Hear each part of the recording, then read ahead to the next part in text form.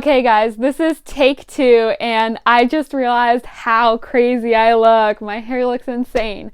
So bear with me as I do this for a second time. But today I'm going to be showing you how I make masks out of sterile wrap. So, if you don't know what sterile wrap is, it's a material that they use in hospitals to wrap surgical trays before they go into the sterilizer. So they wrap them up in a little package, tape them closed, send them through the sterilizer, and it keeps those tools sterilized until the package is opened. So this material actually can be reused, but most of the time in hospitals they aren't worried about reusing it. It just gets thrown away. Now the great thing about this material is that it has an extremely high filter rating. So you might have heard of N95, which are the masks that most people are talking about right now that we have a shortage of here in the US. Now, surgical wrap or sterile wrap has a filter rating of N99. Now, these masks don't have a filter rate of N99, and the reason for that is because there isn't a perfect seal around the nose and the mouth, so it can't have that high of a filter rating. However, the filter rating of the mask is much, much, much higher than that of a homemade cloth mask, which we're seeing most people currently making. So I got this material through my aunt who works at the hospital, and it looks just like this.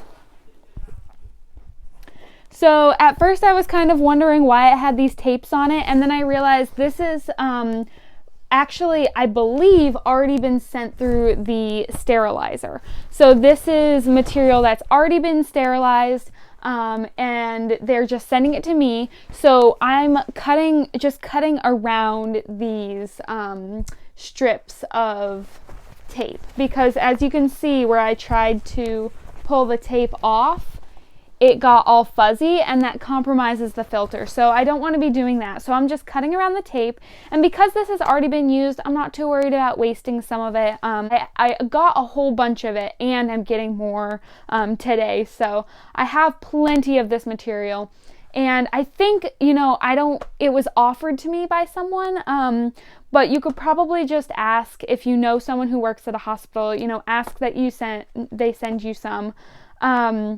The only thing is, because it does come from the hospital, mine came in plastic bags that said biohazard on it. So definitely make sure that you're handling it with care, and when it comes out of the package, you're immediately washing your hands and all of that. Obviously, we know this stuff. So it's got two sides. It's got a white side and a blue side, and they are separate layers of the same material.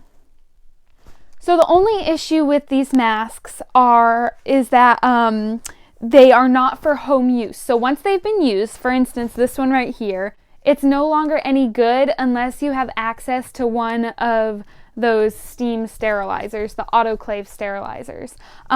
But if you do have access to them, if you work in a hospital or a dentist office or something like that, these can be reused, so they can be sent through the sterilizer again and again, which is really fantastic. They have a very high filter rate.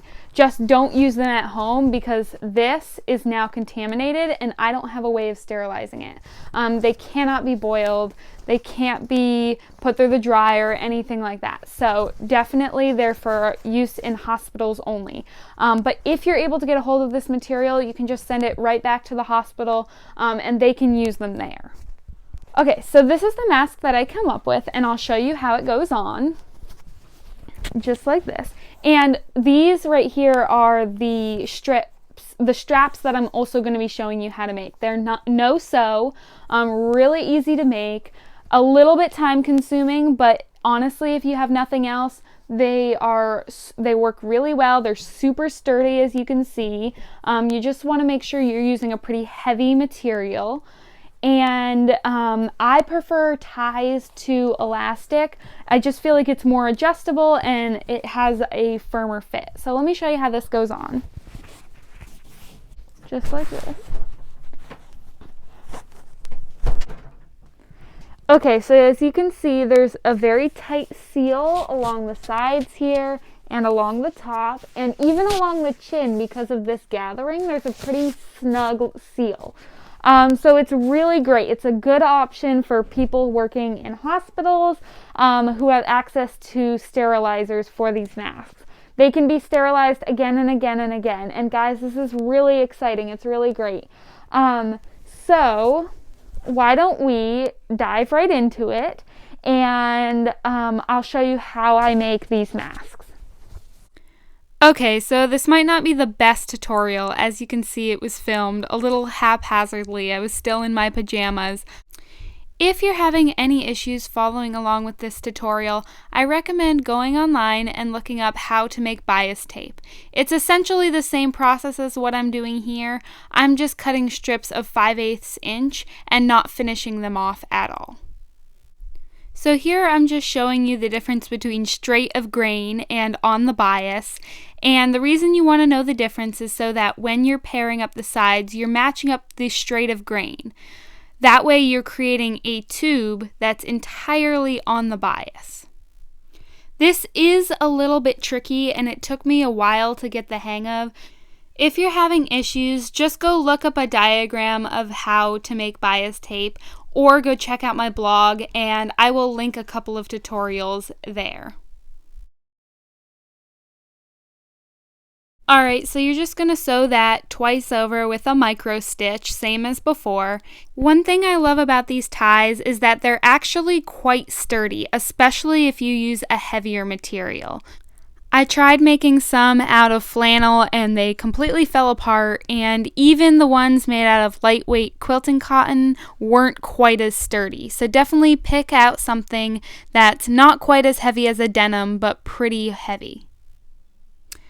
Alright, so now I'm just drawing lines 5/8 inch apart, and then those are the guides that I'm going to be cutting along later when I'm cutting out my strips.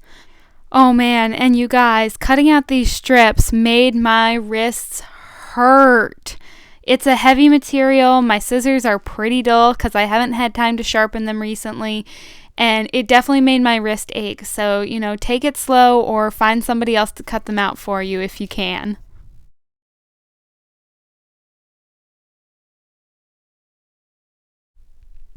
Okay, time to cut out the sterile wrap. So as you can see, I'm just tracing around my template. This is the same template that I use for my cloth masks.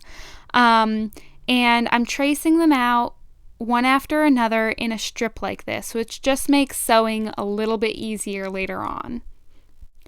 This is a 6.5 by 10 inch template, although you could always just measure it out onto the material.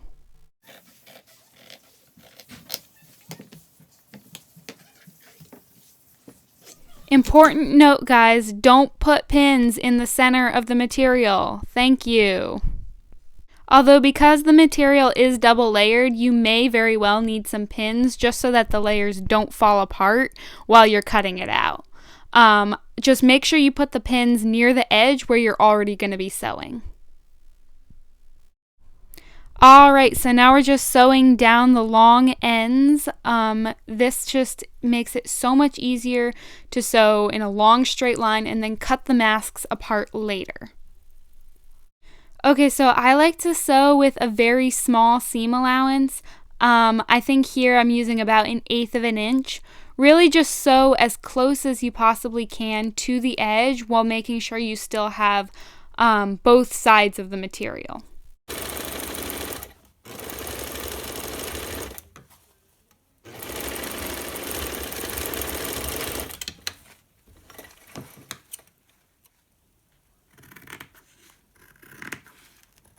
Whatever you do, don't be like me and without thinking iron this fabric because it will melt. Okay, so now I'm just pinning my ties to my mask, and I like to pin them beforehand just to make sewing a little bit easier. So I'm pinning them to opposite corners, and I'll do that on all of my masks and then sew them all through at the same time. Just kind of streamlines the process a little bit more.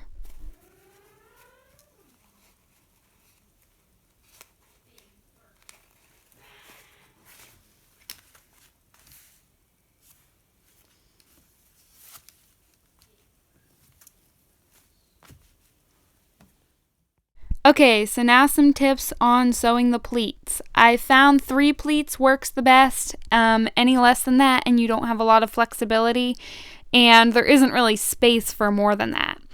As you're sewing them, it's a little tricky, but don't worry too much. Try to shut off that OCD part of your brain that tells you they have to match. I'm not very good at this, but honestly, at this point, it's just quantity. I'm trying to get them shipped out, and if I spent all the time in the world making sure the pleats are even, I'd drive myself crazy. When you get to the top, you want to turn your presser foot and stitch about 1/8 of an inch from the top of the mask all along to the other side. This creates the channel for the wire so that we can shape it to the bridge of our nose.